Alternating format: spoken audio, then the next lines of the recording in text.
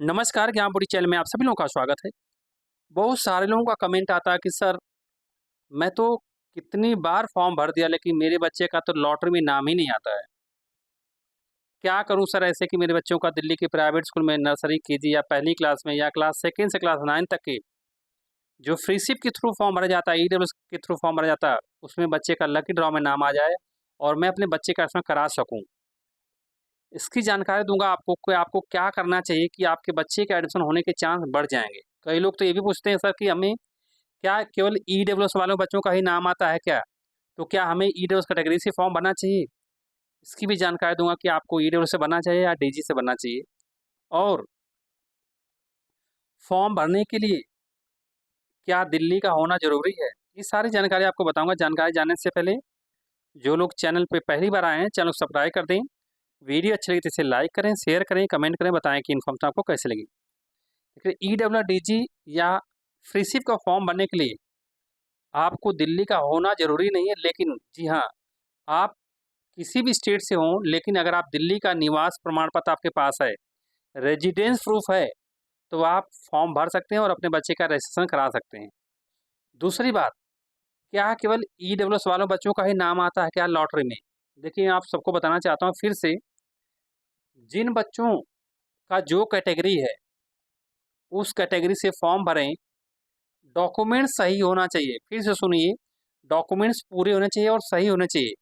अगर आपके डॉक्यूमेंट्स सही हैं, तो आपके बच्चे का नाम आने की संभावना ज़्यादा बन जाती है।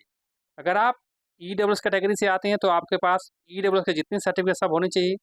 अगर आप डीजी कैटेगरी से आते हैं, तो आपके पास डीजी कैटेगरी के सर्टिफिकेट होने चाहिए, वो भी सही। अगर आपके डॉक्यूमेंट सही होते हैं, अगर आपने डॉक्यूमेंट सही लगाया, अपलोड किया, सही से फॉर्म भरा, कोई गलतियाँ नहीं किया फॉर्म भरने में, तो आपके बच्चे के नाम आने के चांस ज़्यादा बन जाते हैं।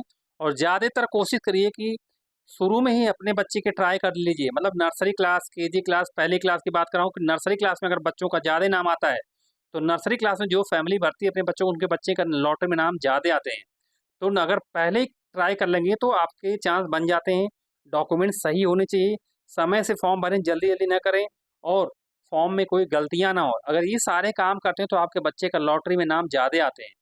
और ईडब्ल्यू और डीजी की बात करें, तो आप किसी भी कैटेगरी से फॉर्म भरें, ऐसा कुछ भी नहीं है कि ईडब्ल्यूएस वाले बच्चों को ज़्यादा नाम आता है, डीजी कैटेगरी नहीं आता है, ऐसा कुछ भी नहीं है।